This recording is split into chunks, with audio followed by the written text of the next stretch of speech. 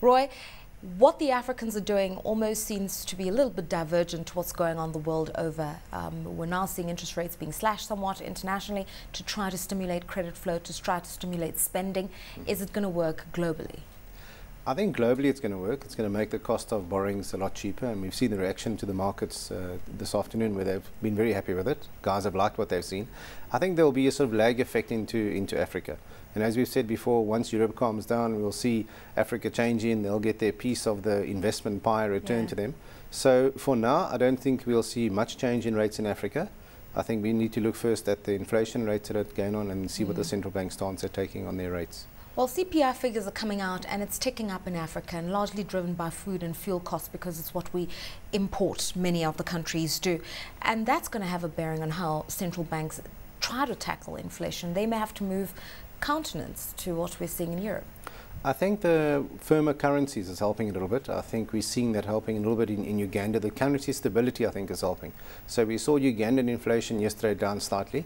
Unfortunately, Kenya up again by 80 basis points. You know, Kenya remains the key market, I think, for East Africa and under a bit of pressure. But I think they're looking now for stability. I don't think we're looking for rates to run away. I don't think we're looking for the 300, 500 basis points hikes. We're looking now to 50s and 100s. I think smaller rate hikes and currency stability, and let's hope for a quiet Christmas. But I mean, a lot of central banks in Africa have this catch-22 situation. They've got to manage inflation, but they've also got to stimulate growth, like we're seeing in Europe. And so hiking rates at this stage might sort out the inflation issue, but it doesn't deal with the growth factors. And I mean, look, you talk about Kenya. You said to me earlier on that their banks are paying as much as 37% for cash. We know that overdraft repayments are 25%. You've got to give some respite. Yeah, I think the central banks initially, I mean, the initial main focus area was on inflation. So how do we curb inflation? How do we sort of stop it rising as quickly as it has?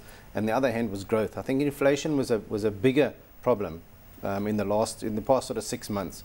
I think with inflation having slowed and I think coming into check, the focus can now be on growth. I agree with you on the corporates. It must be it must be hell for these corporates. I mean, sitting there paying these rates of 25, 30% for borrowing, they have to look after these guys.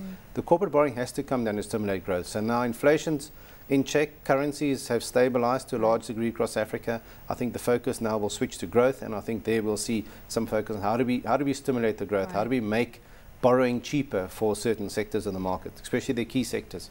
Are all East African economies feeling the pinch? What's going on in Tanzania?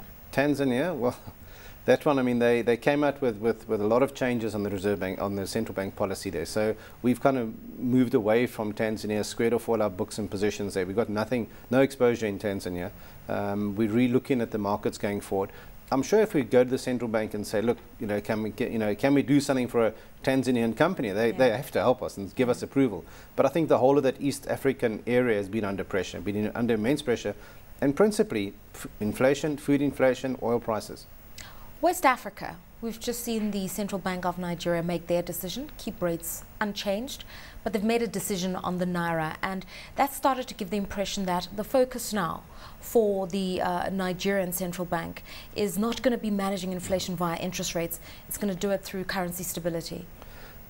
If we look at the currencies for Africa, they've had fantastic stability. Their currencies weaken probably 6 to 7% through the year. If their currency weaken in line with other currencies, they could be at 180.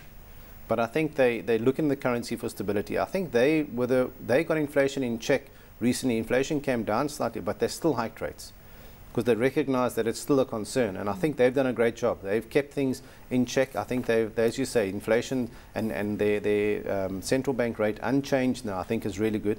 I think the Nigerian picture, I've said it on the previous shows, I think is a good looking picture. I think that's a good picture. Ghana is a decent picture. But oil production is absolute key.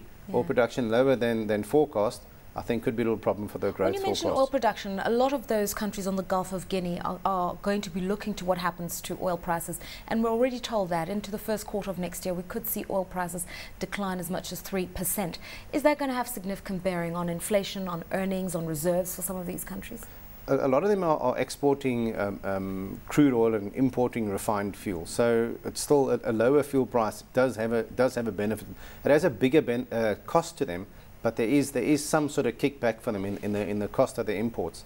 The problem for them is that the sort of demand for sweet crude has dropped, and that's a bigger problem. So I think they've got to look at that and say, is Asia going to, and Asia and China going to keep looking for sweet crude?